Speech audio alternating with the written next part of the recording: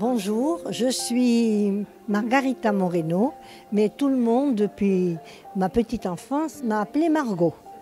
Donc je suis plus connue par Margot que par... je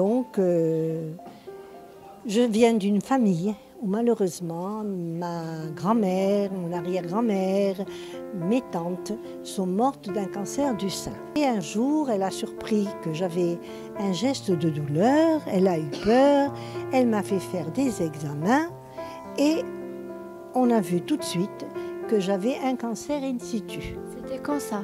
Eh bien, c'était en décembre 1992. Et donc là,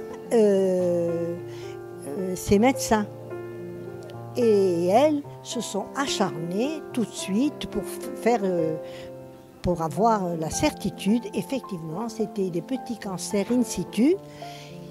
Ce n'étaient pas des cancers gros, mais qui étaient très mal placés. Très mal, très mal. Le mot m'a foudroyée.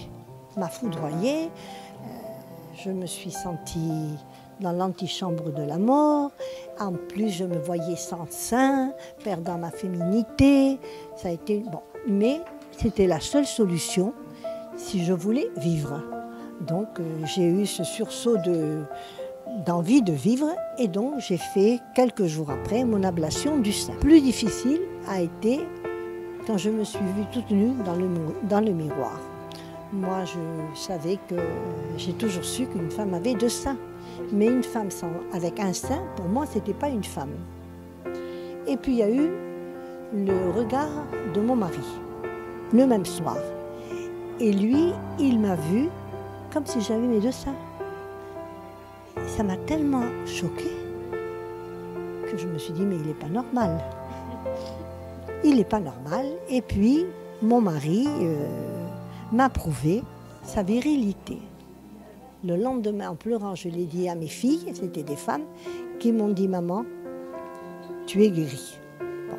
Je n'ai jamais accepté de vivre avec un sein, mais j'ai accepté de vivre avec cet homme merveilleux, le soutien de ma famille, je le répète, et ça il faut qu'on le sache, le soutien de la famille est aussi important, sinon davantage que les contrôles, que les suivis.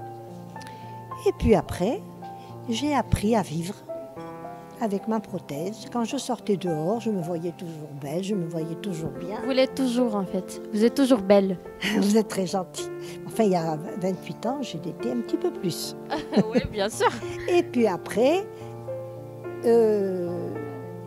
à la maison, j'ai appris à ne pas me mettre de prothèse et tous les miens m'ont vue telle que j'étais. Mes petits-enfants, ils ont su que je n'avais qu'un sein. Ils ont appris donc à vivre avec une personne qui a eu un cancer. Et ma vie s'est déroulée bien. Enlève de leur tête le terme tellement horrible de cancer. Parce qu'il y a elles vont faire peut-être des infarctus, des maladies plus graves. Mais ça n'atteint pas comme le mot. C'est le poids du mot cancer qui fait mal. Et se dire que, comme moi, elles vont pouvoir continuer à vivre en se soumettant à ces règles d'hygiène qui sont les contrôles et tout le reste. Ne pas perdre la foi ni l'espoir. La foi en soi, hein, une foi qui va vous aider à vous battre.